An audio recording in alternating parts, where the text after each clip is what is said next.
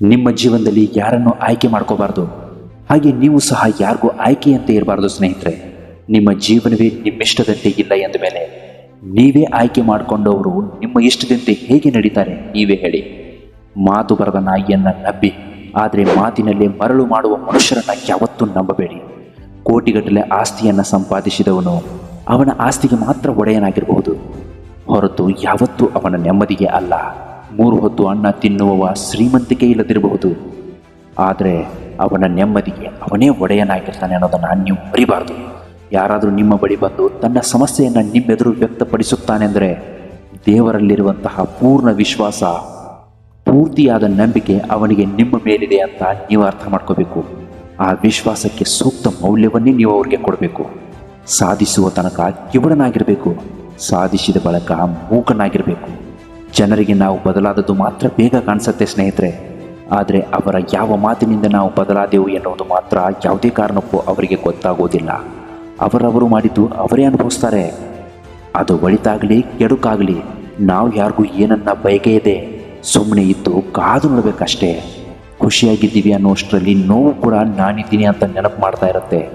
ಇದೇ ಜೀವನ ಸ್ನೇಹಿತರೆ. ಕುರಿಗಳ ಗುಂಪಿಗೆ ರಾಜನಾಗಿ ಬದುಕೋದಕ್ಕಿಂತ ಒಂದು ಸಿಂಹಕ್ಕೆ ಮಾಲೀಕನಾಗಿ ಬದುಕೋದೇ ಉತ್ತಮ. ಇಲ್ಲಿ ಚಿರತೆಗಿಂತ ವೇಗವಾಗಿ ಓಡಿದರೆ ಜಿಂಕೆ ಬದುಕಲ್ಲ, ಜಿಂಕೆಗಿಂತ ವೇಗವಾಗಿ ಓಡದೇ ಇದ್ದರೆ ಚಿರತೆಯೂ ಬದುಕಲ್ಲ.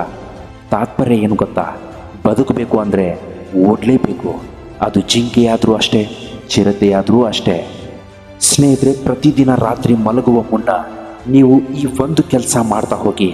ಕೇವಲ 6 ತಿಂಗಳಲ್ಲಿ ನಿಮ್ಮ ಬಡತನ ಮಾಯವಾಗಿ ಹೋಗೋದರಲ್ಲಿ ಯಾವುದೇ ಸಂದೇಹ ಇಲ್ಲ.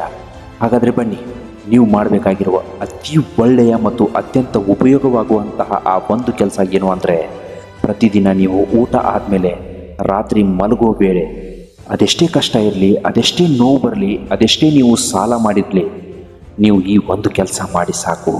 ಸ್ನೇಹಿತರೆ, ಪ್ರತಿದಿನ ರಾತ್ರಿ ಮಲಗುವ ಮುನ್ನ ನಿಮ್ಮ ಟೋಟಲ್ ಸಾಲ ಎಷ್ಟು, ನೀವು ಇದುವರೆಗೂ ಮಾಡಿರುವ ಸಾಲ ಎಷ್ಟು ಅಂತ ನೀವು ಲೆಕ್ಕ ಮಾಡ್ಕೋಬೇಕು. ನೀವು ಮಾಡಿಟ್ಟ ಲೆಕ್ಕದಂತೆ ಪ್ರತಿದಿನ ಒಂದೊಂದರಂತೆ ನೀವು ಆ ಸಾಲವನ್ನು ತೀರಿಸ್ತಾ ಹೋಗಬೇಕು. ಹೌದು ಸ್ನೇಹಿತರೆ, ಈ ಕೆಲಸ ತುಂಬ ಕಷ್ಟ ಅನಿಸಿದ್ರು ಇದೇ ಕಷ್ಟವಾದ ಕೆಲಸದಿಂದ ನಾಳೆ ನಿಮ್ಮ ಬಡತನ ಮಾಯವಾಗತ್ತೆ. ಅಂತಹ ಕೆಲಸ ನೀವು ಮಾಡ್ತಾ ಹೋಗಿ. ನಿಮಗೆ ಅಕಸ್ಮಾತ್ ಈ ಕೆಲಸ ಆಗದೇ ಇದ್ದರೆ ನಿಮ್ಮ ಬಡತನದ ರೇಖೆಯಲ್ಲಿ ನೀವು ಬದುಕಿ ಸಾಯಬೇಕಾಗತ್ತೆ. ಅಂತಹ ಕೆಲಸ ನೀವು ಯಾವತ್ತೂ ಮಾಡಬೇಡಿ. ನಮ್ಮ ಎಲ್ಲ ಉದ್ದೇಶ ಏನು ಅಂದರೆ, ನೀವು ಬಡವರಾಗಿ ಸಾಯದೆ ಅತ್ಯಂತ ದೊಡ್ಡ ಶ್ರೀಮಂತ ವ್ಯಕ್ತಿಯಾಗಿ ಬದುಕಬೇಕು ಎಂಬುದು ನಮ್ಮ ಉದ್ದೇಶ. ಈಗ ಒಂದು ಕೆಲಸ ಮಾಡಿ, ನಿಮಗೆ 5-6 ಲಕ್ಷ ಸಾಲ ಇದೆ ಅಂದ್ಕೊಳ್ಳಿ. ಆಗ ಟೋಟಲ್ ಆಗಿ ಮಾಡಿದ ಸಾಲವನ್ನು ಲೆಕ್ಕ ಮಾಡಿ, ಅದರಲ್ಲಿ ತುಂಬಾ ಕಡಿಮೆ ಸಾಲ ಯಾವುದು ಅಂತ ನೀವು ಮೊದಲು ತಿಳ್ಕೊಳ್ಳಿ. ಅಕಸ್ಮಾತ್ ಯಾರ ಹತ್ರನಾದರೂ ಕೈಗಡ್ನ ಅಂತ 30,000 ಇಸ್ಕೊಂಡಿದ್ರೆ ಆ ಸಾಲವನ್ನು ಮೊದಲು ತೀರಿಸೋದಕ್ಕೆ ಮನ ತೊಡಿ.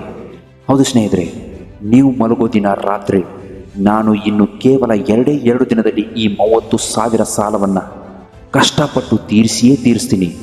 ಈ 30,000 ಸಾಲವನ್ನು ನಾನು ತೀರಿಸಿದ ಬಳಿಕ ಮುಂದಿನ ನನ್ನ ಟಾರ್ಗೆಟ್ 50,000 ತೀರಿಸುವಂತಹ ಸಾಲ. ಹೌದು, ಆ ಸಾಲವನ್ನು ನಾನು ತೀರಿಸಿಯೇ ತೀರಿಸ್ತೀನಿ ಅಂತ ನೀವು ಮನಸ್ಸಿನಲ್ಲಿ ಪಣ ತೊಟ್ಟರೆ ನಿಮ್ಮಿಂದ ಆಗದೇ ಇರುವ ಕೆಲಸನೇ ಇಲ್ಲ. ಮೊದಲಿಗೆ ನೀವು 30,000 ಸಾಲವನ್ನು ಹೇಗೆ ತೀರಿಸಬೇಕು ಅಂತ ಯೋಚನೆ ಮಾಡಿ. ಅದರ ಪ್ರಕಾರ ನೀವು ಕೆಲಸ ಮಾಡಿ, ಕಷ್ಟಪಟ್ಟು ದುಡಿರಿ. ಒಳ್ಳೆಯ ಬುದ್ಧಿ, ಒಳ್ಳೆಯ ಆಲೋಚನೆಯೊಂದಿಗೆ ಯೋಚನೆ ಮಾಡಿ. ಆ ಸಾಲವನ್ನು ತೀರಿಸಬೇಕಾದ್ರೆ ಆ ಮನುಷ್ಯನಿಗೆ ನಾವು ಯಾವ ತರಹ ಮಾತಾಡಬೇಕು, ಯಾವ ತರಹ ಅವನಿಗೆ ನಾವು ನಮ್ಮನ್ನು ಮನವರಿಕೆ ಮಾಡಿ ಆ ಸಾಲವನ್ನು ಆದಷ್ಟು ಕಡಿಮೆ ಮಾಡಿ ತೀರಿಸಬೇಕು ಅನ್ನೋದನ್ನು ನೀವು ಮನವರಿಕೆ ಮಾಡಿ. ನಿಮಗಿದ್ದ 30,000 ರೂಪಾಯಿ ಸಾಲವನ್ನು ಆ ಮಾಲೀಕನ ಹತ್ರ ಕಾಡಿ ಬೇಡಿ ಆತ್ಮವಿಶ್ವಾಸದಿಂದ ಮಾತನಾಡಿ ಅವರಿಗೆ ಒಳ್ಳೆಯ ಹಿತವಚನಗಳನ್ನು ಹೇಳಿ ನಿಮ್ಮ ಕಷ್ಟಗಳನ್ನು ಆದಷ್ಟು ನೀವು ಅವರಿಗೆ ಮನವರಿಕೆ ಮಾಡಿ ತಿಳಿಸಿ. ಆದಷ್ಟು 5,000-6,000 ರೂಪಾಯಿ ಕಡಿಮೆ ಮಾಡಿಸಿ 30,000 ರೂಪಾಯಿ ಇದ್ದ ಸಾಲ ಕೇವಲ 25,000 ರೂಪಾಯಿಯಲ್ಲಿ ತೀರಿಸೋದನ್ನು ನೀವು ತಲೆ ಓಡಿಸಿ ಉಪಯೋಗಿಸಿ ಅಂತಹ ಕೆಲಸವನ್ನು ಮಾಡಿ. ಆಗ ನೋಡಿ, ಆ 30,000 ರೂಪಾಯಿ ಸಾಲ ಮಾಯವಾಗುತ್ತೆ. ನಿಮ್ಮ ಮುಂದಿನ ಟಾರ್ಗೆಟ್ 50,000 ರೂಪಾಯಿ. ಅದನ್ನು ತೀರಿಸಬೇಕಾದ್ರೆ ನೀವು ಮುಂದಿನ ಹೆಜ್ಜೆಯನ್ನು ಯಾವ ರೀತಿ ಇಡಬೇಕು ಅಂತ ಮನವರಿಕೆ ಮಾಡ್ಕೊಂಡಿಟ್ಕೊಳ್ಳಿ. ಹೀಗೆ ಮಾಡ್ತಾ ಹೋದರೆ ಕೇವಲ 6 ತಿಂಗಳಲ್ಲಿ ನಿಮ್ಮ ಎಲ್ಲ ಸಾಲವನ್ನು ನೀವು ಅತ್ಯಂತ ಬೇಗವಾಗಿ ತೀರಿಸಬಹುದು. ಇದೆಲ್ಲದಕ್ಕಿಂತ ಮುಖ್ಯವಾಗಿ ನಿಮ್ಮಲ್ಲಿರಬೇಕಾದದ್ದು ಆತ್ಮವಿಶ್ವಾಸ, ನಿಮ್ಮಲ್ಲಿರಬೇಕಾಗಿದ್ದು ಒಳ್ಳೆಯ ನಂಬಿಕೆ, ಧೈರ್ಯ ಮತ್ತು ಎಲ್ಲದಕ್ಕಿಂತ ಮುಖ್ಯವಾಗಿ ನಾನು ಯಾವುದೇ ಕಷ್ಟ ಬರಲಿ ಅದೆಲ್ಲವನ್ನು ಮೆಟ್ಟಿ ನಿಂತು ಧೈರ್ಯದಿಂದ ಎಲ್ಲ ಸಾಲವನ್ನು ತೀರಿಸಿ 6 ತಿಂಗಳಲ್ಲಿ ನನ್ನ ಬಡತನದ ರೇಖೆಯನ್ನು ನಾನು ದಾಟಿ ನಿಲ್ತೀನಿ ಅನ್ನೋ ವಿಶ್ವಾಸ ನೀವು ಮೊದಲು ರೂಢಿಸಿಕೊಳ್ಳಿ. ಹೌದು ಸ್ನೇಹಿತರೆ, ಪ್ರತಿದಿನ ರಾತ್ರಿ ಮಲಗುವ ಮುನ್ನ ಈ ಒಂದು ಕೆಲಸವನ್ನು ತಪ್ಪದೇ ಮಾಡ್ತಾ ಹೋಗಿ. ನಿಮ್ಮ ಬಡತನದ ರೇಖೆ ಖಂಡಿತವಾಗಲೂ ದಾಟಿಯೇ ದಾಟ್ತೀರಾ. ಕಷ್ಟಕ್ಕೆ ಆಗದ ಮಕ್ಕಳು, ಬಡತನ ಹಂಚಿಕೊಳ್ಳದ ಪ್ರೀತಿ, ತಮಾಷೆಗೆ ಸಹಿಸದ ಸ್ನೇಹ, ಬೆಳವಣಿಗೆ ಬಯಸದ ಬಂಧುಗಳು, ಗೆದ್ದರೆ ಅಸೂಹೆ ಪಡುವ ವೈರಿಗಳು, ಇವರೆಲ್ಲ ಇದ್ರೆ ಎಷ್ಟು ಸೋತ್ರೆ ಎಷ್ಟು. ಯಾರಿಗೆ ಯಾರೂ ಆಗಲ್ಲ ಸ್ನೇಹಿತರೆ. ನಮ್ಗೆ ಅವರಿದ್ದಾರೆ ಇವರಿದ್ದಾರೆ ಅನ್ನೋದು ಬರೀ ಮಾತಿಗಷ್ಟೇ. ಯಾಕಂದರೆ ಎಣ್ಣೆ ಇದ್ರೇ ದೀಪ, ಹಾಗೆ ನಾವು ಚೆನ್ನಾಗಿದ್ರೇ ಎಲ್ಲರೂ ನಮ್ಮವರು. ನಾವೇ ಚೆನ್ನಾಗಿಲ್ಲ ಅಂದರೆ ನಮ್ಮವರೇ ನಮಗೆ ಶತ್ರುಗಳಾಗಿ ಪರಿಣಮಿಸ್ತಾರೆ. ಉರಿಯುವ ಬೆಂಕಿನೇ ಹೆಚ್ಚು ಹೊತ್ತು ಇರೋಲ್ಲ ಅಂದಮೇಲೆ ಇನ್ನು ಉರ್ಕೊಳ್ಳೋ ಜನ ಹೆಚ್ಚು ದಿನ ಇರ್ತಾರ? ನೀವೇ ಯೋಚನೆ ಮಾಡಿ. ಭರವಸೆ ಬದುಕಿನಲ್ಲಿರಬೇಕು, ನಂಬಿಕೆ ಭಗವಂತನಲ್ಲಿರಬೇಕು. ನಿಮ್ಮ ವ್ಯಕ್ತಿತ್ವದ ಶಿಲ್ಪಿ ನೀವೇ ಆಗಿರ್ತೀರ. ವ್ಯಕ್ತಿತ್ವದ ಬೆಲೆ ಎಂದು ಕಳ್ಕೋಬೇಡಿ. ಕಾರಣ ನೀವು ವಿಶೇಷ, ನೀವು ಅದ್ಭುತ. ಈ ಆತ್ಮವಿಶ್ವಾಸ ಸದಾ ನಿಮ್ಮ ಜೊತೆಗಿರಲಿ. ಮುಖ ಮಾತ್ರ ಸ್ವಚ್ಛವಾಗಿಟ್ಕೊಂಡ್ರೆ ಸಾಲದು ಸ್ನೇಹಿತರೆ, ಒಳಗಡೆ ಇರುವ ಮನಸ್ಸು ಕೂಡ ಸ್ವಚ್ಛವಾಗಿರಬೇಕು. ಆಗಲೇ ಬದುಕಿಗೊಂದು ಒಳ್ಳೆಯ ಅರ್ಥ ನಿಮಗೆ ಸಿಗೋದು. ಕೊನೆಗೊಂದು ಮಾತು, ಬದುಕು ನಿಧಾನವಾಗಿ ಪಾಠ ಕಲಿಸುತ್ತೆ. ನಿಮ್ಮತನವನ್ನು ಅಡವಿಟ್ಟು ಯಾರನ್ನೂ ನೀವು ಪ್ರೀತಿಸುವ ಅಗತ್ಯ ಇಲ್ಲ. ಯಾರನ್ನೂ ಮೆಚ್ಚಿಸುವಂತಹ ಕೆಲಸದ ಅವಶ್ಯಕತೆ ಇಲ್ಲ. ಇಲ್ಲಿ ಯಾರಿಗೂ ಅನಿವಾರ್ಯ ಅಲ್ಲ.